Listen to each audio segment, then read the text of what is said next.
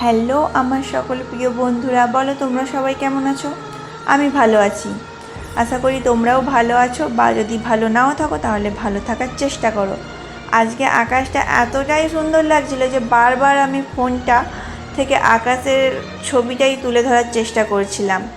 আর আমি যেহেতু নিজেদের টোটোতে যাচ্ছি, তো তাই পায়ের ওপর পা তুললে আরাম করে যেতে খুব ভালো লাগছিল। তো আকাশটা আমার এতটাই মন ছুঁয়ে গিয়েছিল, মনে হচ্ছিল গিয়ে একটা চুমু খেয়ে নিই। তো সেটা তো সামনে গিয়ে পারবো না, তাই দূর থেকেই একটা ফ্লাইং কিস ছুঁড়ে দিলাম। তো ভাষাপল দেখে নিশ্চয়ই বুঝতেই পারছো যে আমি এখন আছি ঘাটালে। হ্যাঁ, আজকে একটু ঘাটালে আমার দরকার ছিল, মানে কাজের জিনিসই কেনাকাটা করতে আসছি।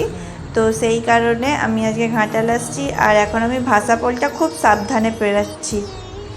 আর এই যে আমি দোকানে চলে আসছি আমার জিনিসগুলো কেনাকাটা করতে। এটা ঘাটালের সেপারে এই দোকানটা। তো এখান থেকেই আমি কাজের সমস্ত জিনিস কিনি, মানে আমার কাজের যে অস্ত্র, ফলস পাস, সূচ, সুতো, কাঁচি থেকে আমাদের টেলার্সের যাবতীয় জিনিস এই দোকানে পাওয়া যায়। এটা সেপারের বাজারে এই দোকানটা। তো আমাকে উনি ফলস পারগুলো গুছিয়ে দিচ্ছিলেন, আর আমি সেই সময় চারদিকটা একটু ক্যামেরাবন্দি করছিলাম। আর এই যে দেখতেই পাচ্ছ, এই লেসগুলো যারা কাজ করবে তারা জেনে থাকবে, জিনিসগুলো দেখে নিশ্চয়ই চিনতে পারবে।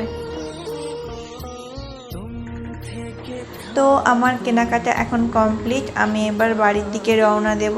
কিন্তু বেরোনোর সময় দেখলাম আবার বৃষ্টিটা শুরু হয়েছে। আর মানে এই জায়গাটা পেরোচ্ছি, এটা একটি মাছ বাজার। তো এখানে মাছ বাজারের ওপরে তিরপল ঢাকা থাকে, তো ওই তিরপলের জল কি হচ্ছে না, গায়ে টিপ টিপ করে পড়ছে। যার কারণে আমি ক্যামেরাটা খুব সাবধানে ধরে বাজার থেকে বাড়ির দিকে বেরোচ্ছিলাম।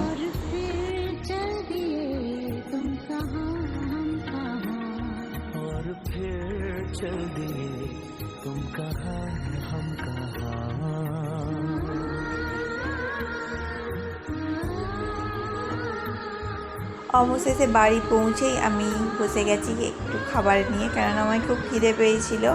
তাই পেয়ারা কুচিগুলো মা বললো খেয়ে নে এখন, আর অন্য কিছু খেতে হবে না। তো সেই খাবারটা নিয়ে আমি বসে গেলাম, আর ওখানে সবার সাথে একটু কথাও বলছিলাম, কেননা সব সময় তো আর কথা বলার সময় পাই না। তাই ভাবলাম খেতে খেতেই একটু গল্প করি। আর ওদিকে মা বুঞ্জিকে পড়াচ্ছে, আর এদিকে বাবা আর বোন বসে আছে, কিন্তু ক্যামেরাতে সেটা আর আসেনি। আমি একটু পেয়ারা নিয়ে নাটক করে ফেললাম, মানে তোমাদের বোঝাতে চাইছিলাম তোমরা কি খাবে, তাহলে খেতে পারো।